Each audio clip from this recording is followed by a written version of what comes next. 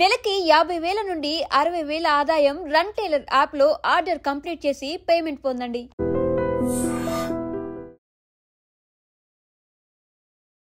Hi guys, welcome to iDream. Me Chanakya. Mutual funds present అయితే ఇప్పుడు అందరూ కూడా అందులో ఇన్వెస్ట్ చేయడానికి కూడా ఎక్కువగా ఇంట్రెస్ట్ చూపిస్తున్నారు. కాకపోతే మ్యూచువల్ ఫండ్స్ నుంచి వచ్చే స్టేట్మెంట్స్ ఏదైతే ఉన్నాయో మెయిన్గా అది మనల్ని మిస్లీడ్ చేస్తున్నాయా? ఎందుకంటే అక్కడ చూపిస్తున్నది ఒకటైతే మన దగ్గర చేతిలో వచ్చేది మరొకటిలా అనిపిస్తూ ఉన్నట్టుంది. కాకపోతే ఇందులో ఉన్న మతలబ్ ఏంటి అండ్ మనం ఇక్కడ మెయిన్గా ఎలాంటి జాగ్రత్తలు తీసుకోవాలి అనే దాని గురించి మాట్లాడడానికి అండ్ మనకు కొన్ని టిప్స్ చెప్పడానికి ఇప్పుడు మనతో పాటు కూడా ఉన్నారు సర్టిఫైడ్ ఫైనాన్షియల్ ప్లానర్ మాధవ్ గారు. మ్యామ్ని అడిగి తెలుసుకుందాం. Hi ma'am. హలో అండి.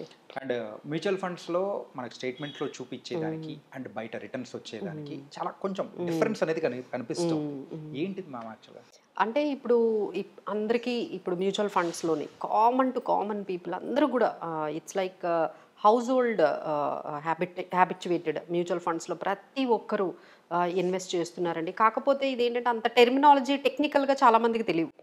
టెక్నికల్గా అవి ఎలా ఉంటాయి, ఆ రిటర్న్స్ అవన్నీ కూడా క్యాలిక్యులేషన్స్, ఎస్పెషల్లీ క్యాలిక్యులేషన్స్ పార్ట్ అయితే చాలామందికి కొంచెం కన్ఫ్యూజ్డ్గానే ఉంటుందండి.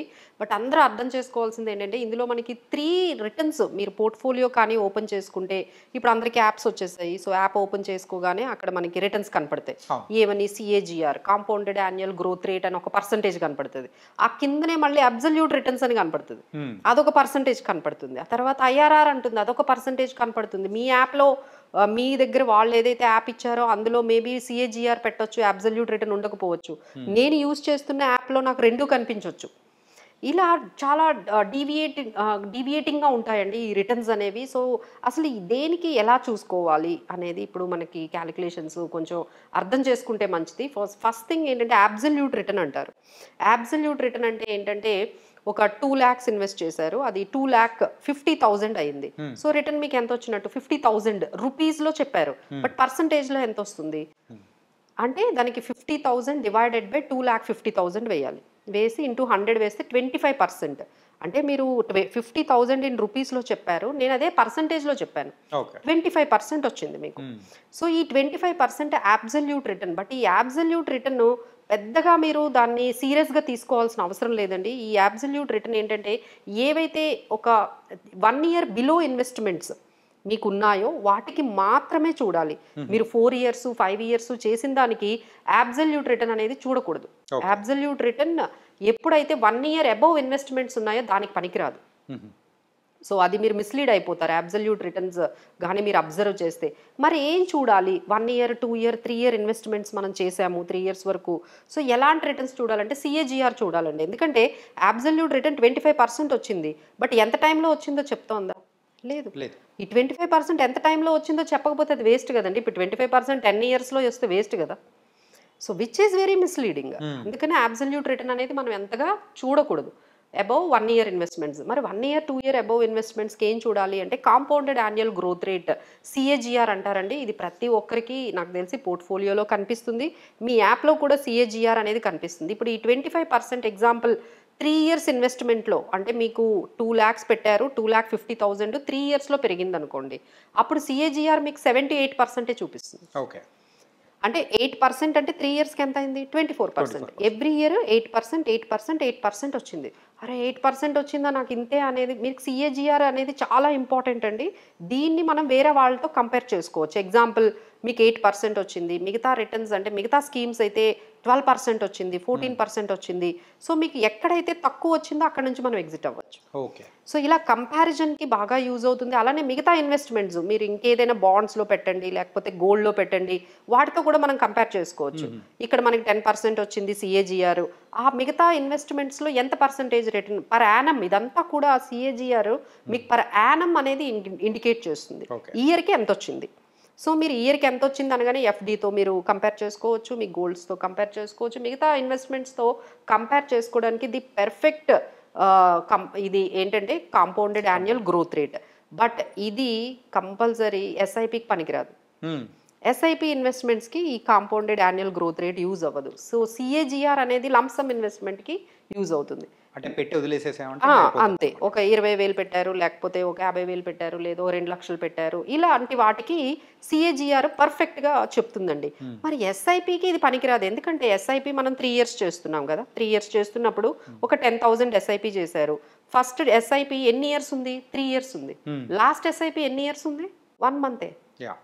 దానికి మరి ఇది ఎలా సెట్ అవుతుంది? ఇది సెట్ అవ్వదు కదా. ఒక్కొక్క ఎస్ఐపి ఒక్కొక్క మంత్లో చేస్తున్నారు, ఒక్కొక్క టైం పీరియడ్లో చేస్తున్నారు. మీరు ఒక్కొక్క ఎస్ఐపికి ఒక్కొక్క టైం అనేది మీరు ఇన్వెస్ట్ చేసి పెడుతున్నారు కాబట్టి దానికి మళ్ళీ సిఏజిఆర్ అనేది యూజ్ అవ్వదండి. దానికి XIRR అనేవి రిటర్న్స్ అనేవి ఉంటాయి. సో XIRR రిటర్న్స్ అయితే మీకు ఎస్ఐపికి పెర్ఫెక్ట్గా మీకు సరిపోతాయి. So I think now you got clarity. SIP మీరు చేస్తున్నారంటే మీరు చూడాల్సిన రిటర్న్స్ XIRR అంటే ఇంటర్నల్ రేట్ ఆఫ్ రిటర్న్ మీరు చూడాలి.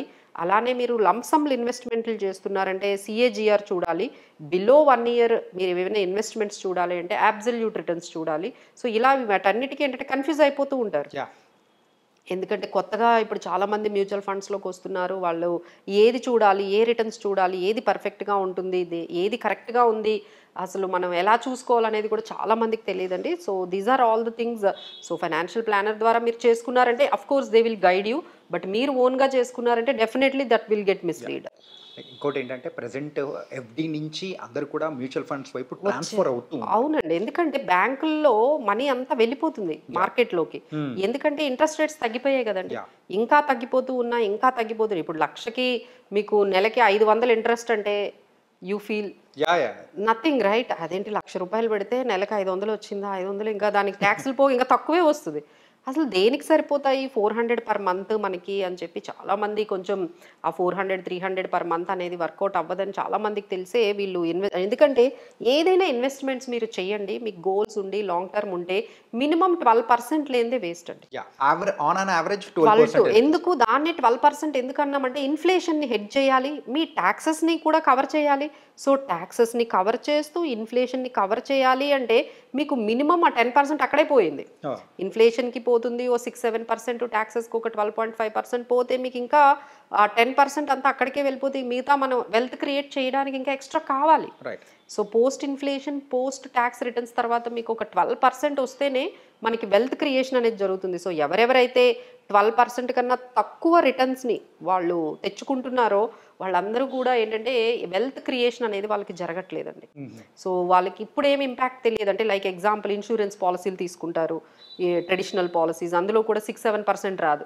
వాళ్ళకి ఇప్పుడు ఏమీ తెలియదు. ఒక 10 ఇయర్స్ తర్వాత ఇదేంటి ఇంతే వచ్చిందా, మనం కట్టింది మనకే వచ్చిందా అన్నట్టు ఫీల్ అవుతూ ఉంటారు. అలానే బ్యాంకుల్లో పెట్టే వాళ్ళు కూడా ఏంటి ఇన్ని ఇయర్స్ అయినా ఇంతేనా మనకి అమౌంట్ పెరిగింది అనేది వాళ్ళకు కూడా అనిపిస్తుంది. ఎందుకంటే 7-8%తో వెల్త్ అనేది క్రియేట్ అవ్వదు.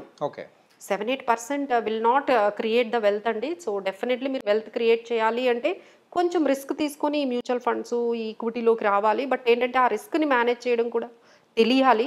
సో ఈ రిస్క్ని మేనేజ్ చేయాలి అంటే మీ ఓన్గా అయితే కొంచెం కష్టం అనిపిస్తే we are there to help you. But మీరైతే కొంచెం అంటే కాంప్రమైజ్ అయిపోయి మనకేమీ తెలియదు, కన్వీనియన్స్ కోసం, కంఫర్ట్ కోసం చాలామంది ఇక్కడే ఆగిపోతారు. సో కన్వీనియన్స్, కంఫర్ట్కి మించి మనం అబౌవ్ బయటికి రావాలండి. ఆ కంఫర్ట్ జోన్ నుంచి బయటికి రావాలి. లేదు నేను ఒక చిట్ వేసాను, లేకపోతే ఒక గోల్డ్ స్కీమ్ కట్టాను, లేదు అంటే ఒక ఎఫ్డీలో పెట్టాను, లేదు పీఎఫ్లో పెట్టాను, పీపీఎఫ్లో పెట్టాను, ఇవన్నీ ఏంటంటే ఇన్సూరెన్స్ పాలసీలు, ఇవన్నీ కన్జర్వేటివ్ ప్రోడక్ట్స్. సో ఇలాంటి వాటిల్లో వెల్త్ క్రియేషన్ అనేది అసలు జరగదండి. So you have to create the wealth అంటే కొంచెం ఇలా 15%, 12% రేంజ్లోకి మీరు రావాలి. బట్ 12-15% అంటే డెఫినెట్లీ రిస్క్ ఉంటుంది. సో ఆ రిస్క్ని మేనేజ్ చేసుకుంటూ వెల్త్ క్రియేషన్ చేయాలంటే అంత ఈజీ కాదు. మేము చెప్పినంత అయితే డెఫినెట్లీ ఈజీ కాదు. సో దానికి కొంచెం స్ట్రాటజీ, కొంచెం మనం డిసిప్లైన్డ్గా, సిస్టమాటిక్గా ఉంటే, లేదు అంటే ఒక ఫైనాన్షియల్ ప్లానర్ని లేకపోతే మమ్మల్ని కానీ మీరు కొంచెం కన్సల్ట్ అయినట్లయితే డెఫినెట్లీ విల్ గివ్ యూ మీకు తగ్గినట్టుగా కస్టమైజ్డ్గా మీకు ఏది సూట్ అవుతుందో ఆ ప్రోడక్ట్లో ఇన్వెస్ట్ చేయండి. Thank you so much Madhavi గారు. అంటే మెయిన్గా సో XIR కానీ CGR కానీ సో ఇలాంటి వాటి మీద అయితే మెయిన్గా మ్యూచువల్ ఫండ్స్లో కొంచెం తికమక పడుతూ ఉంటారు. సో దానికి సంబంధించి చాలా చక్కటి వివరణ ఇచ్చారు. So thank you so much.